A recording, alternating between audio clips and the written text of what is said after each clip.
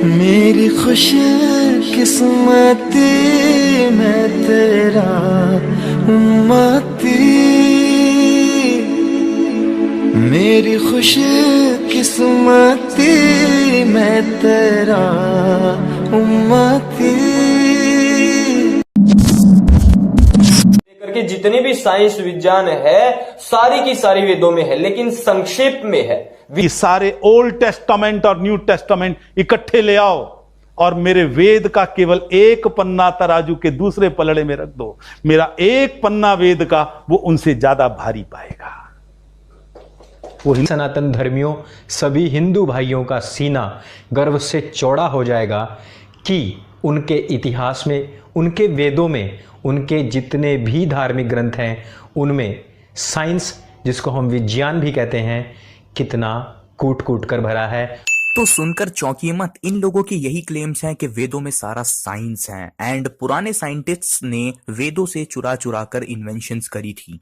और इनके एक वैदिक साइंटिस्ट भी हैं जिन्होंने पूरी दुनिया के साइंटिस्टों को चौंका के रख दिया है अपनी वैदिक रश्मि थ्योरी से। बट इनको इंडिया के बाहर कोई जानता भी है, ये बात एक सीक्रेट है। खैर चलिए आज हम वैदिक साइंस को डिस्प्रूव करेंगे और ये वीडियो केवल साइंटिफिक आर्ग्यूमेंट से सवालों को काउंटर करेगी। और मैं आपको दिखाऊंगा कैसे आचार्य जी को अब अपने सवालों को अपग्रेड कर लेने चाहिए। तो अस्सलाम वालेकुम गाइस, कैसे हैं आप लोग। तो आचार्य अग्निव्रत उर्फ वैदिक साइंटिस्ट ने एक थ्योरी प्रेजेंट करी है, वैदिक रश्मि थ्योरी। और इनका कहना है कि ये थ्योरी हमारे यूनिवर्स को सबसे सही तरीके से एक्सप्लेन करती है। हालांकि ये सिर्फ एक क्लेम है, इन रियलिटी इनकी थ्योरी सिर्फ एक वर्ड सैलेड है। चलिए इनका कुछ ज्ञान विज्ञान देखते हैं। पहले हम ये देखते हैं कि इन वैदिक साइंटिस्ट ने ऐसे कौन से प्रश्न पूछे हैं जिनका जवाब दुनिया के किसी भी साइंटिस्ट के पास नहीं है। सब क्या कहा? दुनिया के किसी साइंटिस्ट के पास इन सवालों का जवाब मौजूद नहीं है?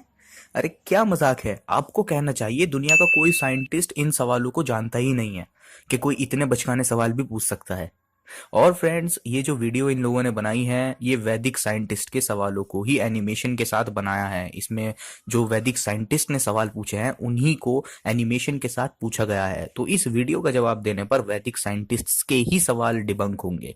तो चलिए शुरू करते हैं। सवालों को देखेंगे जिन सवालों को सुनकर दुनिया के बड़े बड़े वैज्ञानिक भी चौंक गए।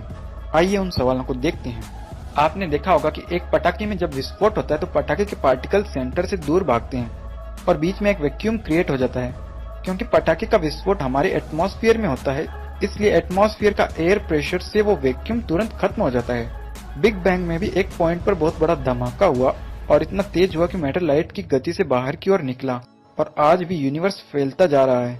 लेकिन सवाल उठता है कि जैसे पटाखे में बीच में वैक्यूम क्रिएट हो जाता है, वैसे बिग बैंग के कारण यूनिवर्स में बहुत बड़ा वैक्यूम क्रिएट हुआ होगा और वो वैक्यूम अभी तक बड़ा ही होता गया होगा क्योंकि उस वैक्यूम को खत्म करने वाला कोई आउटर प्रेशर नहीं था।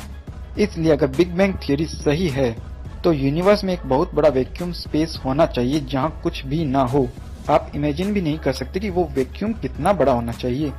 तो ये हैं इनके कुछ बचकाने सवाल। इनका कहना है क्योंकि बिग बैंग एक एक्सप्लोजन था, तो जैसे ही कोई पटाखा या ग्रेनेड एक्सप्लोड करता है तो उसके बीच में एक वैक्यूम बन जाता है। तो बिग बैंग भी एक एक्सप्लोजन ही था, तो उसी तरह का वैक्यूम आज भी हमको मिलना चाहिए इस स्पेस में। तो क्योंकि ऐसा कोई वैक्यूम हमको नहीं मिलता है तो इसका मतलब है बिग बैंग गलत है। ऐसा नहीं है, क्योंकि ये बात सच है कि हम लोग बिग बैंग को एक एक्सप्लोजन कहते हैं और काफी टाइम से कहते आ रहे हैं। लेकिन इसका ये मतलब नहीं है कि बिग बैंग एक एक्सप्लोजन ही था। हम एक्सप्लोजन टर्म का यूज करते हैं क्योंकि इससे लोगों को समझाने में आसानी हो जाती है। बट आप किसी भी साइंटिस्ट या ट्रस्टेड सोर्स पर चेक कर सकते हैं, बिग बैंग कोई एक्सप्लोजन नहीं था। और इस बात से सब एग्री करते हैं कि बिग बैंग कोई एक्सप्लोजन नहीं था। माने जाने साइंटिस्ट की क्लिप सुनिए। It wasn't big, and it wasn't a bang. The Big Bang was not an explosion like a grenade or a bomb or dynamite where there is material rushing out from a common center. The Big Bang happened here, where I'm sitting. The Big Bang happened on the other side of the planet. The Big Bang happened in the Andromeda Galaxy. The Big Bang occurred throughout the universe simultaneously. सुना आपने, big bang कोई explosion नहीं था। तो जब कोई explosion हुआ ही नहीं था तो वैक्यूम क्यों मिलेगा? साइंटिस्ट सिर्फ एक्सप्लोजन टर्म यूज करते हैं क्योंकि इससे लोगों को समझाना इजी हो जाता है। बिग बैंग थ्योरी सिर्फ ये एक्सप्लेन करती है कि कैसे हमारा यूनिवर्स छोटे से बड़ा हो गया है, और कॉस्मिक माइक्रोवेव बैकग्राउंड रेडिएशन इस बात का पुख्ता सबूत है कि बिग बैंग हुआ था। और साइंटिस्ट भी यही मानते हैं और कहते हैं कि बिग बैंग एक ऑब्जर्व्ड ट्रुथ है और बस कुछ डिटेल्स बाकी हैं जिन पे वर्क होना चाहिए। तो साइंटिस्ट तक बिग बैंग को एक ऑब्जर्व्ड ट्रुथ मानते हैं।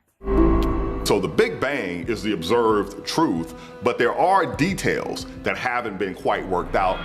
द लीस्ट बिग बैंग के अनुसार शुरुआत में डेंसिटी, मास और टेम्परेचर इनफाइनाइट था, और जैसे ही बिग बैंग हुआ, एक्सप्लोजन हुआ, तुरंत ये सब। पहली बात, बिग बैंग थ्योरी ये नहीं कहती है कि शुरुआत में सब कुछ एक पॉइंट में समाया हुआ था। Cosmic origins. But actually, the Big Bang accounts for what happened only after the beginning. The beginning itself, and especially what happened before, remains the biggest mystery of all. Why?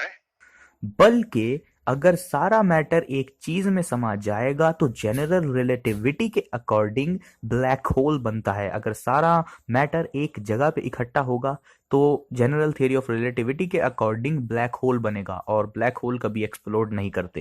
वैदिक वैज्ञानिक आचार्य अग्निव्रत जी की पुस्तक से लिए हैं, जो कि इसी महीने जल्द ही वैदिक रश्मि थ्योरी बताएंगे, जिससे पता चलेगा कि असल में यूनिवर्स कैसे बना। ये तो कुछ भी नहीं है, इन आचार्य जी के इतने बड़े बड़े वैदिक साइंस के ब्लेंडर्स मौजूद हैं। आप इनकी ये वीडियो देखें, अगर आप एक साइंस के स्टूडेंट होंगे तो ये वीडियो देखकर इनकी वैदिक साइंस सुनकर आप हंस हंस के क्या क्या करोगे, मैं आपको कोई गारंटी नहीं देता।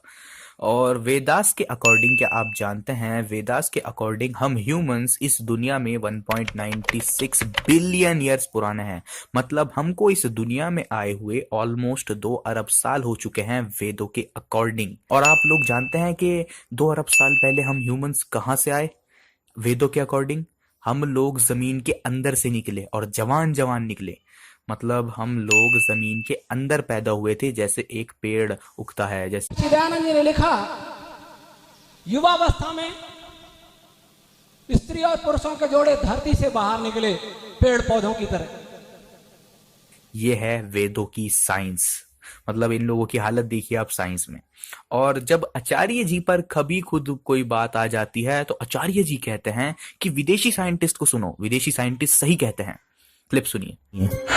और बड़े बड़े साइंटिस्ट ईश्वर के विषय में क्या कहते हैं, इस पर पूरा विचार करके फिर आइए। बड़े बड़े साइंटिस्ट ईश्वर के विषय में क्या कहते हैं, इस पर पूरा विचार करके फिर आइए।